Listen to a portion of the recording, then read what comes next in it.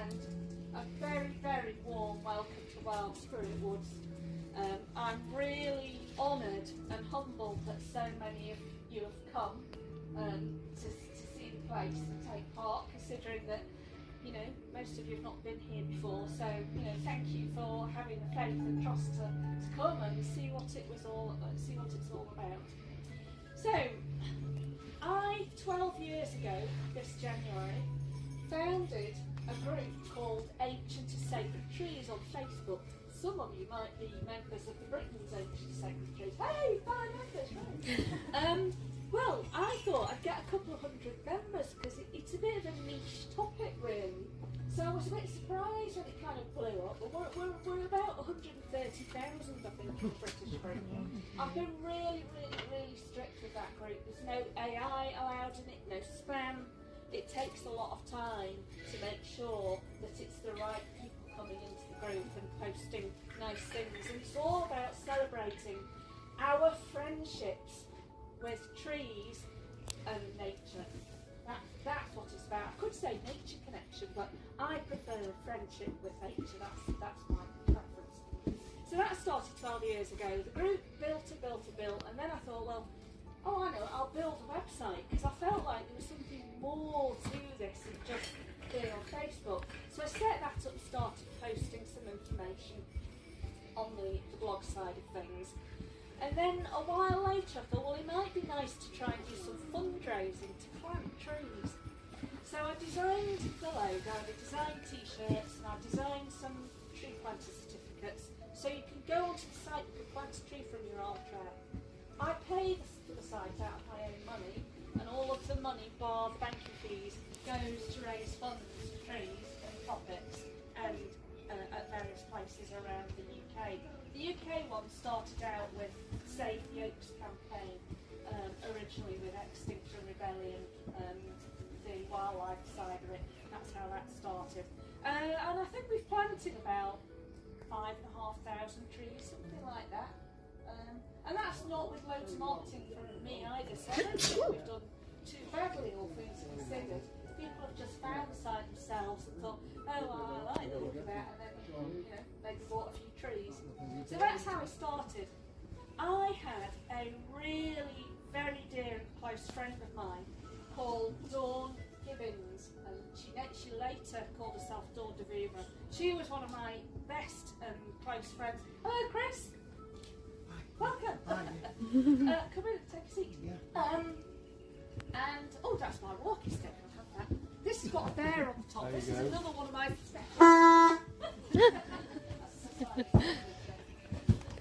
she was a very, very close dear friend of mine, and she became a member of my Ancient to Sacred Trees community, as I call it, on Facebook. And she really loved it because she was so full of life and so vibrant, and she'd share posts about join this amazing group and everything. And we talked for a long time about having an on-the-ground home. She knew I was looking for somewhere. I felt like the technology's great, and it'd be kind of poetic to bring it full circle back onto the land again. So we're sharing these posts that could go for thousands of miles across the world, public posts, but then, you know, it's back on the ground. So we got talking about this, and sadly she passed away before she saw the final thing come to fruition, which was really, you know, very sad. She asked me to be her funeral celebrant. That was one of the most difficult things that I've ever had to do. And we had the ceremony in this teepee, which was put up just in time for the funeral. And she's literally just buried just a few yards over there, her final resting place. So this patch of land is not just a passion project for me because I love trees and nature and I've kind of devoted my life to it, but it's also a labour of love in memory of my dear friend. I'm also a special needs teacher, and my particular specialism is working with those children that most people don't want to work with. They're the kind of children who are labelled difficult and, you know, and don't fit into mainstream. So they're children who've experienced trauma. Many of them are in care homes, and a very sizable number of them are neurodivergent as well. I'm late neurodivergent, I'm autistic ADHD, so I kind of had a natural affinity with these students because I knew where they were coming from, and I could see when they were getting overloaded and overwhelmed before they got to that point of not being able to help themselves. So I could spot it coming and bring them back and help them. And I come from an arts background. I'm a professional artist and I've done printmaking and carnivals and all that kind of thing. So this site is about celebrating community and conservation. I founded the Community Interest Company, and that was set up just over a year ago, and I wrote it into the legal remit that we welcome everyone on site, and especially children and young people who really need a safe space to be in, for those adults that need a safe space to be in as well. So that is the background to this project. I'm a volunteer director. My fellow director is Simon over there, he volunteers as well, and we've got some fabulous volunteers here who it would not be possible without them. So guys, if Sarah and Ali and Andy and Simon could just stand up for a minute, just so put your hand up just so as we can see you. I am standing, I'm just small. Hello, I'm Sarah, hello. Yeah, you might see Sarah. Andy's somewhere else again. So, yeah, they've done fantastic work. We've really brought the site on a lot in the last 2 or 3 years and worked really hard to get to the place where it is now. We've got a veg patch just started. We have children and young people doing a veg patch, and Cindy might like to come on as well. So that's kind of background. We're not suits and stilettos here. We're not sequins and statuettes. What you see is what you get. And if you see a job, it's yours. Basically, and I think some of you already found that out. Thank you for pitching in and helping. Sandra, if you just said that, later on, when you come to leave, and if you're leaving early, just give me a shout and I'll come up with you and do the gates. Yeah, Ali's our highly efficient lady in charge. I don't want to say car park attendant. She's the keeper of the cars. There we are. Yeah, the keeper of the cars. They're a great lady. There we are. So that's that background. Right, now we are going to take part in a wassail, and a wassail is part of a wider tradition of winter ceremonies, and it all originally started a millennia ago with a very special animal, so we'll get a little bit more into that as time goes on. I just thought I'd show you a few of my animal bells and we'd just have a little experiment with them, because the sound is very much a part of wassailing. So I just thought it would be really useful to show you that. I did have a fight with a technology dragon, and the technology dragon did win. But I do have some printed out sheets, so I will pass them round, and you'll have to look with your torches to see. Watch the lights.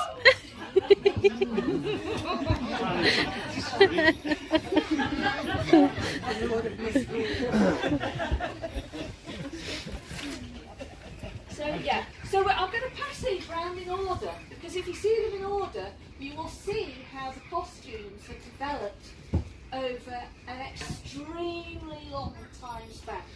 We're talking way back, hunter-gatherer times is when all this started originally. I should also say that I'm doing a Masters in Archaeology at Chester University, and my thesis is on this topic, so that's, you got roped in. You try and sub it out somewhere. Yeah, no. I don't even remember from school. Bent round like that. Really cheap. How about Anglo-Saxon times, something like that? They had like little conical shapes with a rattle in. That was another kind of bell.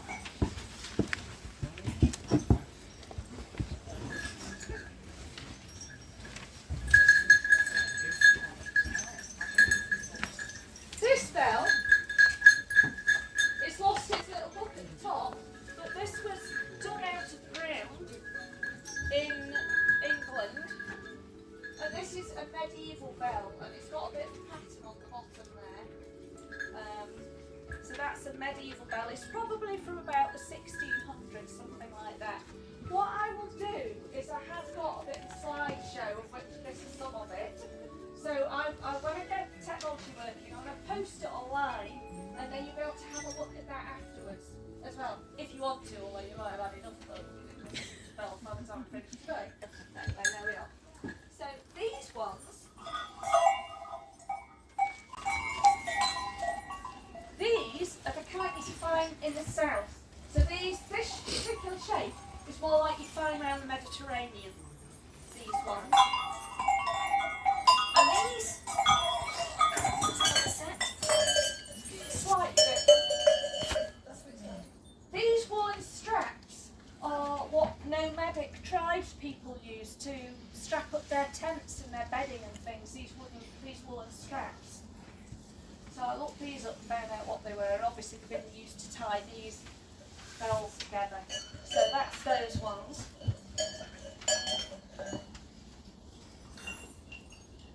That's what they call like a buffalo bell. That's a nickname for it. That's like a Asian, more of an Asian style of bell. That's another little medieval bell, a better detectorist bell. It's lost its little piece. So I'll send you some pictures so you'll be able to look at them afterwards. Now, I've got over here some more. So we see very rounded bells. This is more of a curved shape.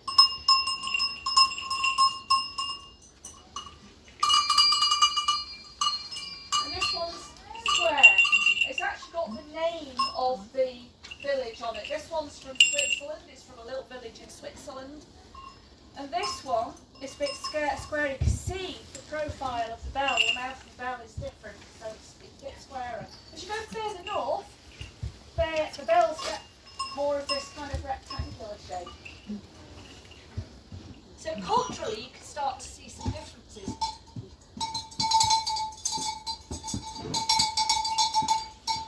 This one, if you were to look at this one close up, it's really beautifully made. This is a Portuguese bell.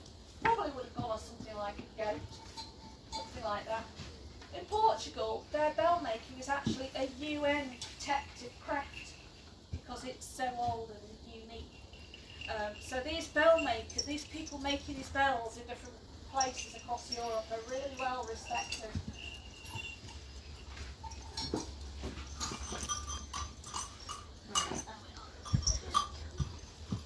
I've got another one here.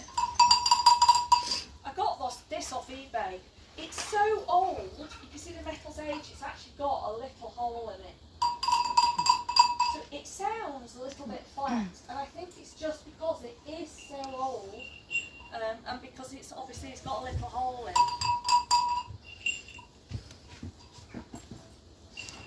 Right, who shall we give? There we are.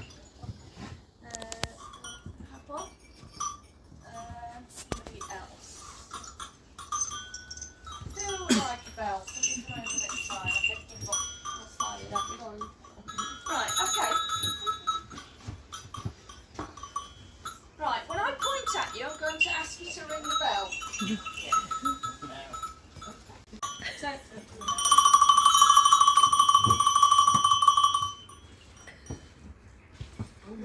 It's got stuck. Thank you, it got stuck.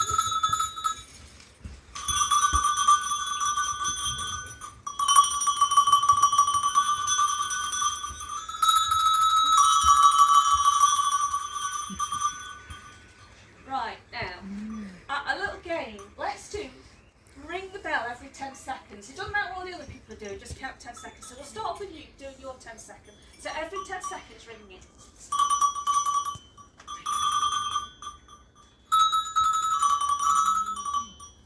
So just ring when you feel like it. That's it, brilliant.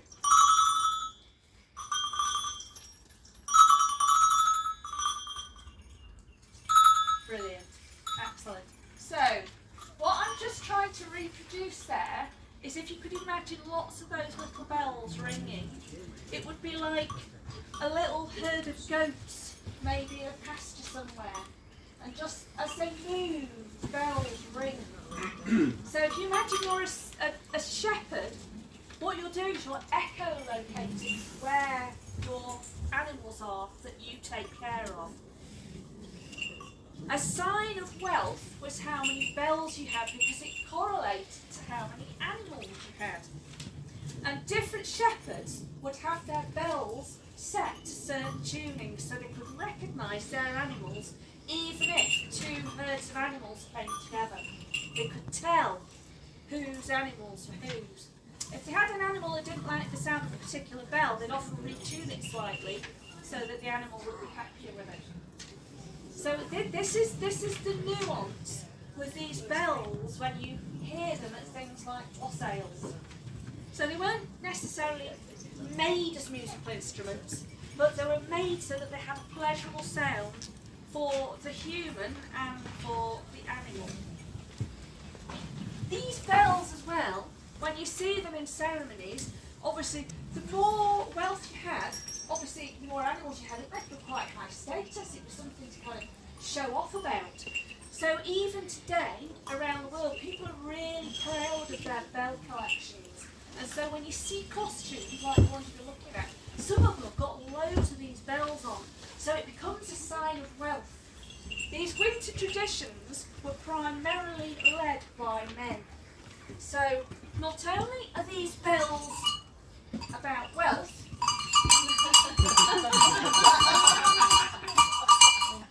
yeah, so it's a sign of fertility. Of course, there is a bit of one-upmanship that goes on.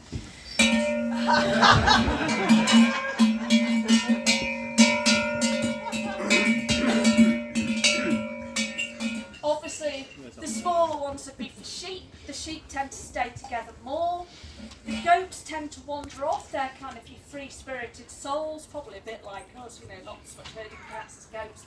So a little trick that they do is sometimes they'll put a bell on one of the young kids, and then the other animals think, oh, important, we'll stay with it, because of course the kids want to stay with their mums. So it makes sure that, like, the goats don't wander off so much. So the shepherds really get to know their animals, get to know them individually, and it's that reciprocal relationship between the two. Obviously a bell like this would go on like your prize cow. And cows are different again, because cows, it's the matriarch. So obviously your matriarch of the herd would get the most special kind of big bell. And obviously when they go on praise and things like that, they put the leather strap of the bell on, and then, so yeah, so that's a big one. Now obviously, the bell can ring side to side, back to front, it can go around in a circle.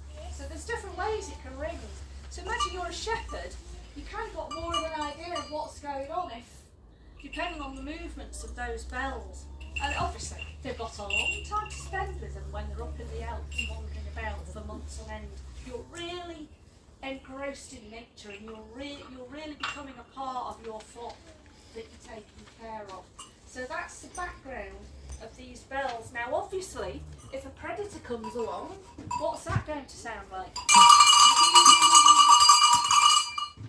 Just want to get away. So immediately, whatever animal it is, that the shepherd hears that noise, predator over there. Quick, get the flock together and, you know, get them all together. You can even tell like which animal might be in trouble by the sound of the bell. So we're now discovering that bells are not just a practical application, but they also have a very, they're symbolic, aren't they? They're symbolic of our relationship with animals. They're symbolic of fertility. They're symbolic of protection, because obviously it warns the shepherd if there's a predator, but also that sound might scare away predators. So like you can buy bear bells if you're in America, because the bells ring and it helps to scare the bears away so they don't come near. There's an apotropaic function of these bells. This is why churches have them. When they're ringing a church, it's not just about summoning you, it's about the fact that they're sending blessings out into the world and they're warding away evil. And that was the primary function of these winter festivals at the darkest point of the year, was that you can lit your fire and you rang these bells and you were scaring away the darkness, death and evil. There's the darkness that is the velvet of night with stars cast on like diamonds. There is the darkness of that deep dark soil with bulbs growing and reaching up to spring ready to bloom. But there is also the darkness that causes division. There is the darkness that causes confusion. There is the darkness that causes hate. We will have no such truck with things on this land. None whatsoever. This is why wassail is important, because we're waking up the trees, yes, and we're giving thanks to the earth, but we're also saying no to the insects that come and eat the trees, and we're saying no to the darkness. So they're really, really important.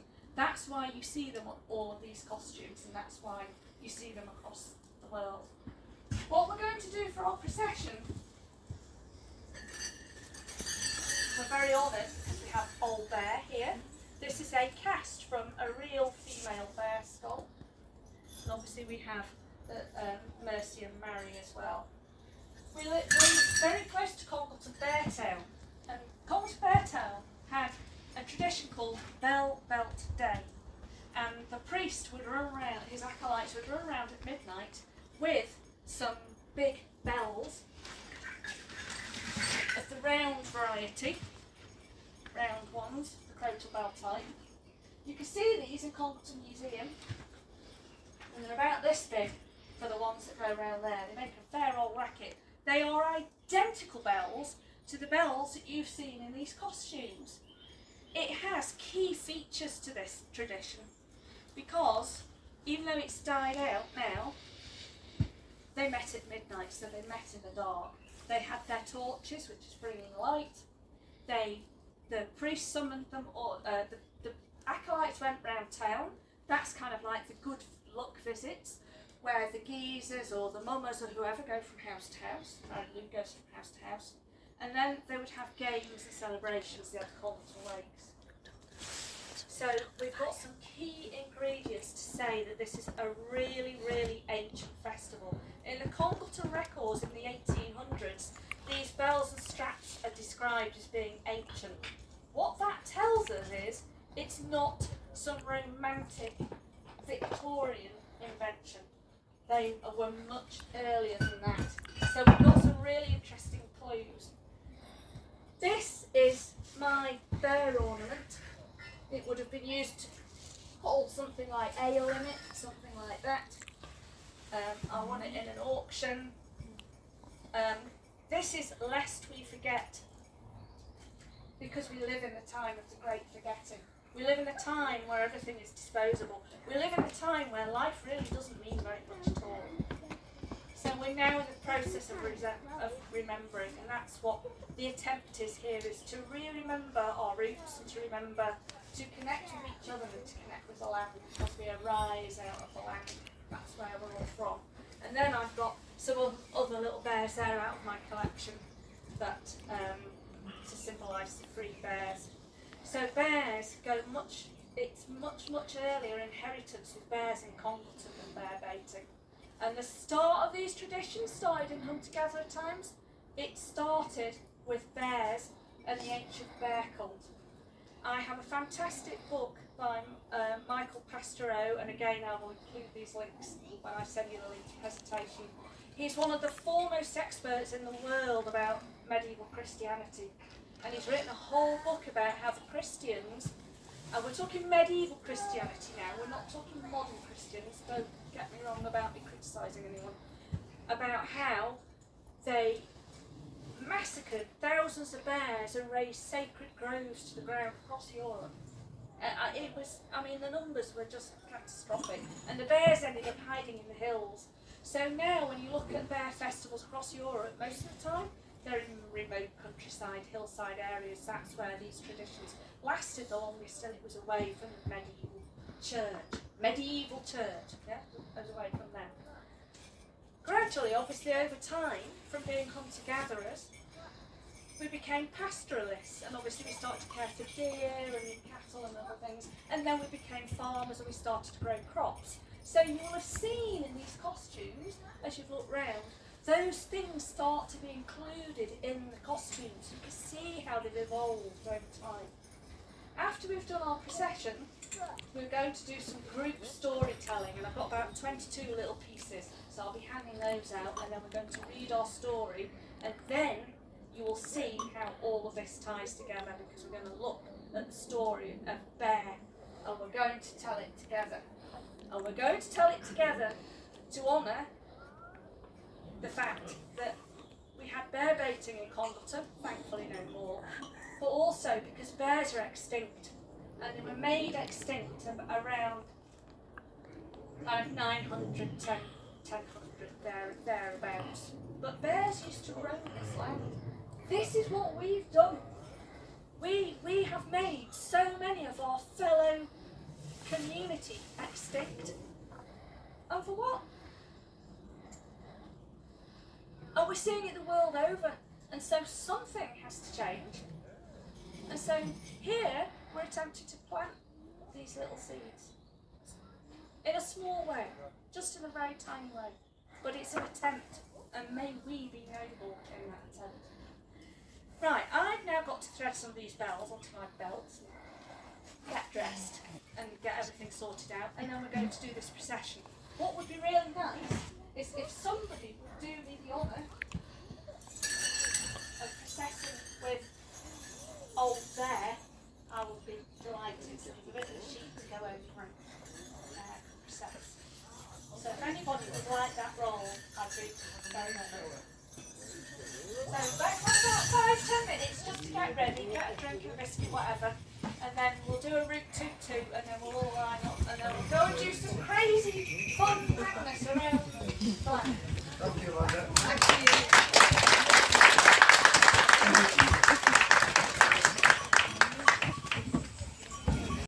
Is he waking?